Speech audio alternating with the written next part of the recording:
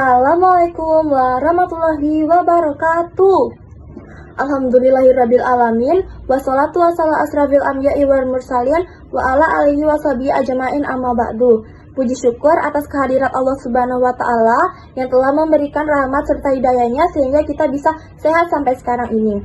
Teman-temanku semua, izinkan saya membacakan khotib yang berjudul Azab bagi pelaku homoseksual. Kaum muslimin dan kaum muslimah, homoseksual adalah sejelek-jeleknya perbuatan keji yang tidak layak dilakukan oleh manusia normal. Karena Allah Subhanahu wa taala telah menciptakan manusia yang terdiri dari laki-laki dan perempuan dan menjadikan perempuan sebagai tempat laki-laki menyalurkan nafsunya. Begitu pula sebaliknya. Sedangkan perilaku homoseksual menyalahi dari tabiat yang telah Allah ciptakan itu. Perilaku homoseksual merupakan kerusakan yang amat parah. Dosa zina besar, tetapi homoseksual lebih parah dan keji daripada perzinaan. Pelakunya lebih rendah daripada binatang. Kekejian dan kejelekan perilaku homoseksual telah mencapai puncak keburukan. Sampai-sampai hewan pun menolaknya. Hampir kita tidak mendapat seekor hewan jantan pun yang mengawini jantan lain. Akan tetapi, keanehan itu justru terdapat pada manusia yang telah rusak akalnya dan menggunakan akal tersebut untuk berbuat kejelekan. Allah sangat mencela dan menghina para pelakunya. Kaum muslimin dan kaum muslimah, perbuatan homoseksual atau dalam bahasa agama disebut liwat. Yang pertama kali melakukannya adalah kaum Nabi Lut alaihi salam. Allah mengutus Nabi Lut ke negeri Sodom untuk merubah kebiasaan buruk mereka. Nabi Lut alaihi salam menasihati mereka agar meninggalkan perbuatan tercela itu. Bahkan Nabi Lut mengancam dengan azab yang keras jika mereka tetap pada kebiasaan buruknya. Lut menyatakan perbuatan itu bertentangan dengan fitrah dan hati nurani manusia, serta menyalahi hikmah yang terkandung di dalam penciptaan manusia yang diciptakan dua jenis, yaitu lelaki dan wanita. Namun kaum Sodom tidak memperdulikan ucapan Lut alaihi salam, bahkan mengancam mengusir Lut alaihi salam jika tidak berhenti menasihati mereka. Mereka tetap melakukan kegiatan maksiatnya yang tercela itu. Kemudian Nabi Lut alaihi salam memohon kepada Allah agar semua kaum Sodom diberi seberat-beratnya azab karena mereka tidak mau mengikuti jalan yang benar. Dengan menyembah Allah Subhanahu wa taala dan terus melakukan perbuatan keji sebagaimana tergambar dalam firman Allah sebagai berikut. Dan kami telah mengutus Hud kepada kaumnya.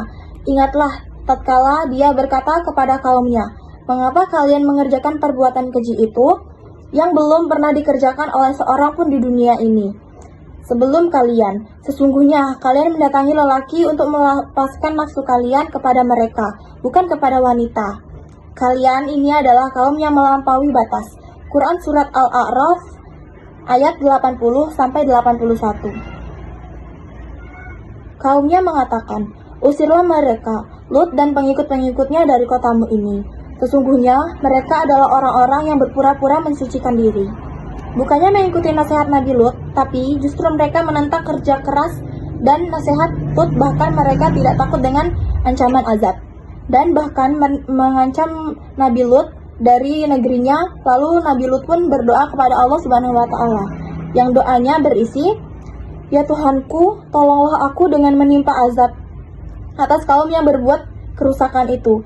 Dan tatkala utusan kami para malaikat datang kepada Ibrahim membawa kabar gembira dan mengatakan, sesungguhnya kami akan menghancurkan penduduk Sodom ini. Sesungguhnya penduduk adalah orang-orang yang zalim. Quran Surat Al-Ankabut ayat 30-31. Kemudian mereka diazab oleh Allah Subhanahu wa taala dengan 3 azabnya sekaligus. Allah Subhanahu wa taala berfirman, artinya, maka mereka dibinasakan oleh suara keras yang mengguntur.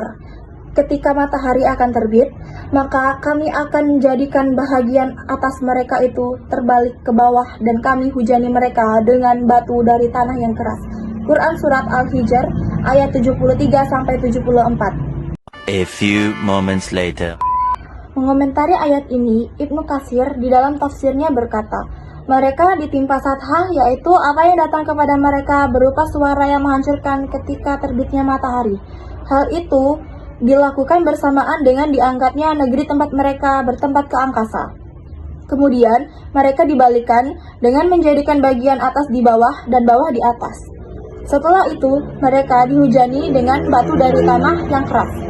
Tafsir Ibnu Katsir. Allah Subhanahu wa Ta'ala memerintahkan Nabi Lut alaihissalam dan kaumnya untuk keluar dari negeri Sodom dan menyelamatkan diri Nabi Lut alaihissalam serta kaumnya, kecuali istrinya yang tetap mengikuti kaumnya.